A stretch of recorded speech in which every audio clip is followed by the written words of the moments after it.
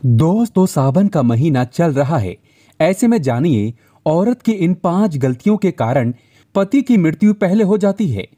भगवान करे दुनिया की कोई भी औरत ये 5 गलतियां कभी ना करे, नहीं तो पति की मौत बहुत जल्द हो जाती है। दोस्तों, पति पत्नी दोनों एक दूसरे के पूरक माने गए हैं। शास्त्रों में कहा जाता है कि एक व्यक्ति का जीवन तब तक अधूरा माना गया है जब तक उसका जीवन साथी अर्थात उसका विवाह न हो जाए। आपको बता दें, अर्धांगिनी कहे जाने वाली पत्नी अपने पति को मृत्यु से बचाने के लिए कई ऐसे प्रयास करती है ताकि उसका पति मृत्यु से बचा रहे।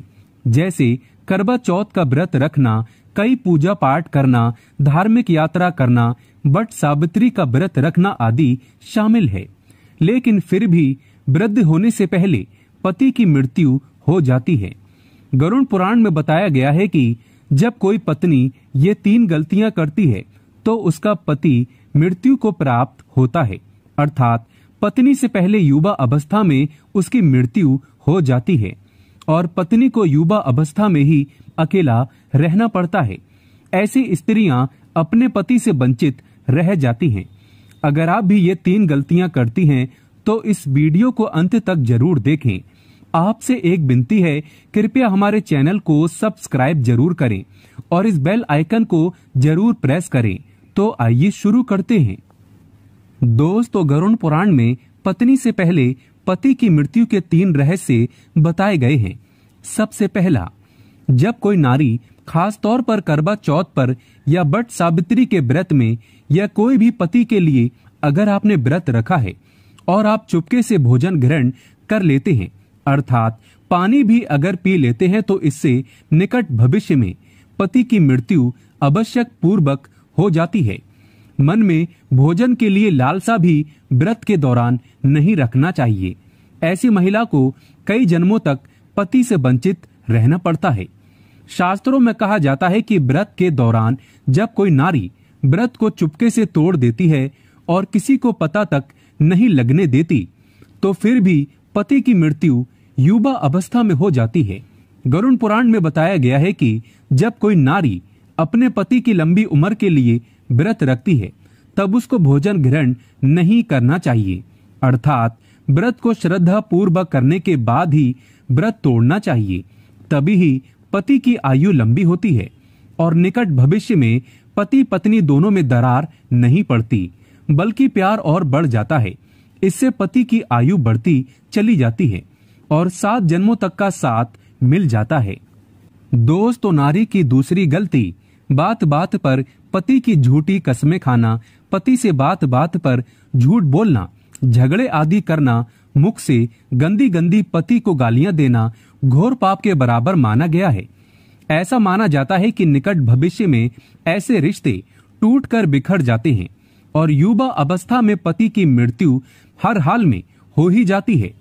कई लोग करवा चौथ का व्रत रखते हैं और श्रद्धा पूर्वक इस व्रत को निभा भी लेते हैं, परंतु बात बात पर पति की झूठी कस्में खाना और गंदी गंदी गालियां देना, पति को लातों से मारना, बात बात पर परेशान करना, तो इससे पति की मृत्यु जल्दी हो जाती है और ऐसी नारी को गरुड़ पुराण के अनुसार पति से हमेशा के लिए वंचित रहना पड़ता है, क्योंकि पति परमेश्वर का रूप है।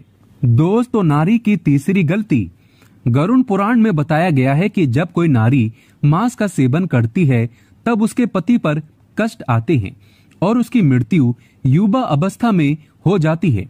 खासकर बृहस्पतिवार के दिन बाल धोने से पति की आयु और संतान दोनों की मृत्यु निकट भविष्य में हो जाती है। पति के होते हुए पराये पुरुष को देखने पर या संबंध स्थापित करने पर पति की मृत्यु युवा अवस्था में हो जाती है।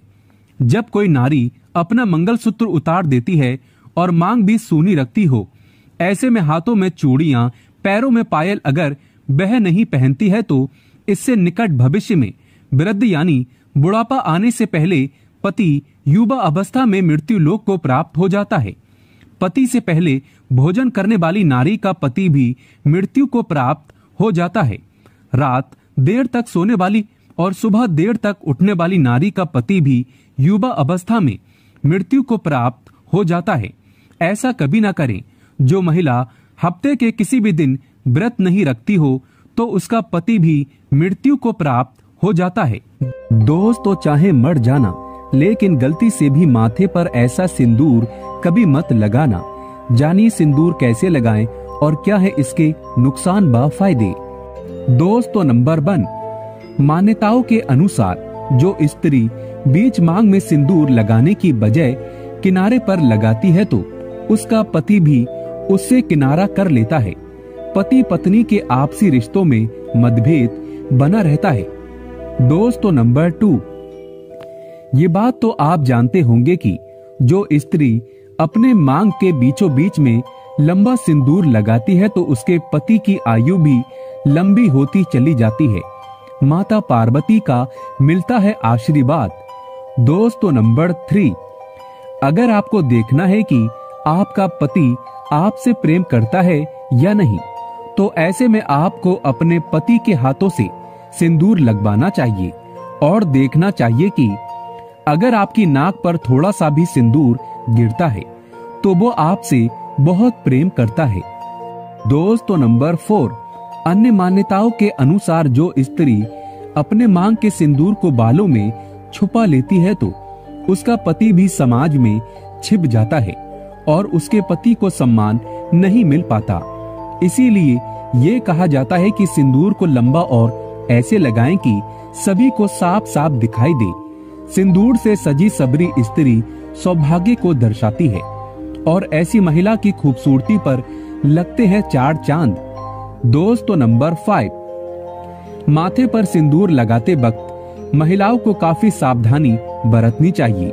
ये तय कर लेना चाहिए कि सिंदूर को माथे के बीचों बीच लगाया जाए। यदि किनारे पर कोई महिला सिंदूर लगाती है तो माना गया है कि उसके पति से लड़ाई झगड़े होने लगते हैं और पति किसी दूसरी स्त्री की तरफ आकर्षित हो जाता है। इसीलिए सिंदूर को हमेशा माथे पर लंबा लगाना चाहिए। दोस्तों, नंबर 6, माथे पर सिंदूर लगाते वक्त अगर हाथों से गिर जाए तो अपशगुन माना जाता है। ये संकेत आपके रिश्तों में दरार आने का होता है। ऐसे में आपको माता पार्वती का ध्यान करना चाहिए और क्षमा मांगना चाहिए ताकि बुरी बलाएं टल जाएं। दोस्तों, नंबर 7, जिस व्यक्ति को सपनों में सिंदूर लगी स्त्री के दर्शन होते हैं तो बहुत ही शुभ माना जाता है। ये धन लाभ कराता है। ऐसी स्त्री सपनों में देखना बहुत ही शुभ संकेतों को दर्शाती है।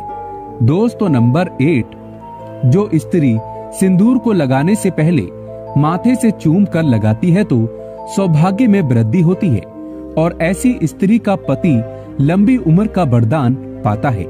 माता पार्वती साक्षात देती है आशीर्वाद। दोस्तों, नंबर 9, हिंदू धर्म में नवरात्र, करवा चौथ और दीपावली जैसे महत्वपूर्ण त्योहारों में अगर पति के द्वारा पत्नी मांग में सिंदूर लगवाए तो बहुत शुभ माना जाता है। ऐसा माना जाता है कि ये उनके एक साथ रहने का प्रतीक होता है। इससे वो काफी लंबे समय तक साथ रहते हैं। ऐसा करने से रिश्ते जल्दी टूटते नहीं। दोस्तों, नंबर 10, महिलाओं में सिंदूर लगाने से रक्तचाप भी नियंत्रित रहता है और काम वासना में इच्छाओं को बढ़ाता है। आपको बता दें, वेद पुराण के अनुसार देवी लक्ष्मी पृथ्वी पर 5 स्थानों पर रहती है, जो कि सबसे पहला स्थान है हमारे हिंदू धर्म में माता लक्ष्मी को मस्तक पर स्थान दिया गया है, जिसके कारण हम माथे पर कुमकुम लगाकर उन्हें सम्मान देते हैं। देवी लक्ष्मी हमारे परिवार के लिए अच्छा भाग्य और धन लाने में मदद करती है। जिस व्यक्ति पर माता लक्ष्मी की कृपा पड़ जाए उसे धनी होते देर बिल्कुल भी नहीं लगती। जय माता लक्ष्मी, जय माता पार्वती। दोस्तों, सौभाग्यवती होने का वरदान पाने के लिए कमेंट बॉक्स में लिखें जय माता पार्वती। माँ के लिए एक लाइक तो बनता है और हमारा चैनल सब्सक्राइब जरूर करें। धन्यवाद।